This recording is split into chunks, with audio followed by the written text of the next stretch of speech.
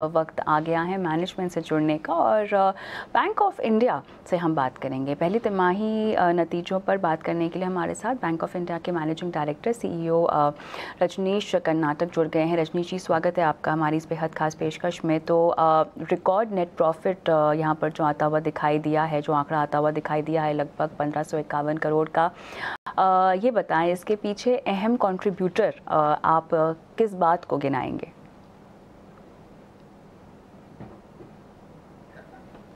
So as far as net profit of 1551 crore जो bank of India ने इस बार दिखाया है, उसमें हमारी जो ग्रोथ हुई है नेट प्रॉफिट की 176% है। If I tell you the contributor, the two main highlights for the bank have been that our total business has touched 12 lakh crore first time in the history of Bank of India, and number two, for the first time also we have touched a net profit in a quarter for more than 1500 crores. So the backdrop of it is our improved net interest income, our improved net interest margins, our cost to income ratio has also improved. We have curtailed the costs also, and apart from that we have improved our operating profit because of all this, and finally it has culminated to a improvement in the net profit by nearly 172% से हमारा जो net profit है वो improve हुआ है इस quarter में। रजनीश जी, ये बताइए प्रेजेंट क्रेडिट ग्रोथ जो है वो लगभग 8% के आसपास है। गाइडेंस जो दी गई है लगभग 11 से 12% ही दी गई है FY24 में। कितनी अग्रेसिव आपको ये लगती है, किस तरह से अचीवेबल है, कैसे आपने इसके लिए रणनीति बनाई है?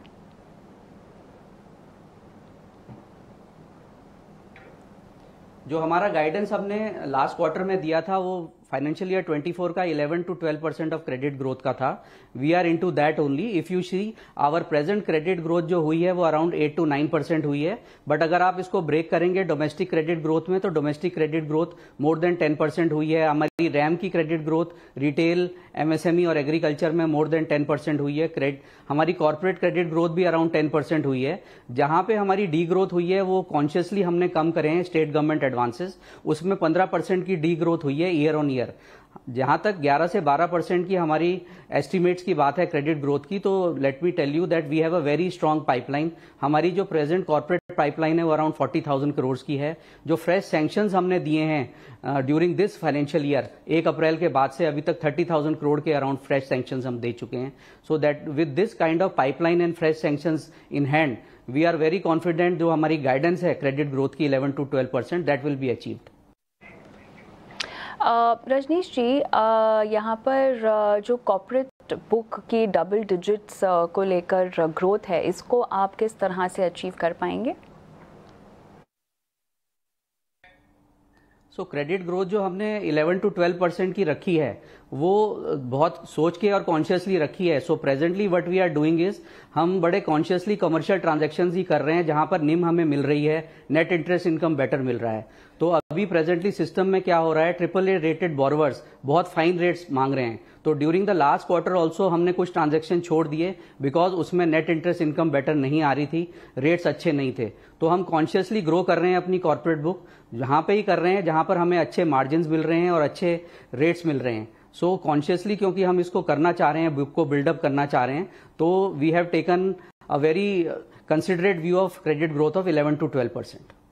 Basically, it is more about operational efficiency and productivity and making more commercial sense to the bank while doing any business in the bank. Net interest margins की बात करें तो ये लगभग 3% के पार डिलीवर हुए हैं आपकी तरफ से। रजनीश जी, ये बताएं यहाँ पर कुछ प्रेशर आने वाली तिमाहियों में क्या अनुभव किया जा सकता है? So 3.03% was the NIM which we had shown in June 23. So we are expecting that the NIM we will continue to remain at 3% in spite of the pressures जो cost of deposit और cost of funds के आ रहे हैं। Because हमारे if you are aware that our CASA ratio is 44% and our bulk deposit is only 11 to 12% of the total liability book. So हमारी 88% liability book जो है वो पूरी retail book है through CASA deposits and also through our retail term deposits. पिछले year on year growth अगर हम अपने कासा की देखेंगे तो we have grown by 18,000 crore in our CASA. So our CASA book has now touched 2,60,000 crore in June. So that is a healthy number. So वहां से हम अपना कॉस्ट ऑफ डिपॉजिट और कॉस्ट ऑफ फंड को कटेल करेंगे एंड निम को protect करेंगे। रजनीश जी, बहुत बहुत धन्यवाद, आपने समय निकाला और इतने विस्तार से नतीजों पर बात की। और एक बार फिर से मैं निमेश ठाकर, हमारे जो आज के एक्सपर्ट हैं, उनसे जुड़ना चाहती हूँ। और बैंक ऑफ इंडिया के मैनेजमेंट से हमने नतीजों पर बात की। निमेश, आपने भी सुनी है, बताइए आपका व्यू अब क्या बनता है स्टॉक को लेकर? देखिए, compare to peers definitely stock ने काफी अंडर परफॉर्म किया है। और जिस तरह से हम लोग रिकवरी देख रहे हैं, डेफिनेटली अभी एक वैल्यूएशन जो है वो काफी सस्ते वैल्यूएशन पे स्टॉक अभी ट्रेड कर रहा है। तो यहाँ से फिलहाल स्टॉक के अंदर अपॉर्चुनिटी तो मुझे दिख रही है कि स्टॉक आने वाले दिनों में शॉर्ट टू मीडियम टर्म की अगर बात करें तो 105 से 110 रुपए के लेवल स्टॉक के अंदर बनते हैं। रिस्क रो रेशियो काफी फेवरेबल है। और जिस तरह से मैनेजमेंट ने कमेंट्री दी और लास्ट लाइन जो उसने रिपीट की, मैं रिपीट करना चाह रहा हूँ कि नीम को हम प्रोटेक्ट करेंगे। अगर ये मैनेजमेंट इफेक्टिवली कर पाती है और कंटिन्यूअसली कर पाती है, एक क्वार्टर या 2 क्वार्टर नहीं, पर आने वाले 5 से 7 क्वार्टर अगर ये कंटिन्यूअसली कर पाती है, तो मुझे लग रहा है कि स्टॉक के अंदर एक री रेटिंग बन सकती है और स्टॉक के अंदर हम लोग काफी अच्छे लेवल्स देखने को मिल सकते हैं। बट फिलहाल जिस तरह से रिजल्ट आया और जिस तरह से मैनेजमेंट ने गाइडेंस दिया है, मुझे लग रहा है कि एक शॉर्ट टू मीडियम टर्म में आने वाले 3 से 6 महीने में स्टॉक के अंदर 105 से 110 के लेवल बनते हैं।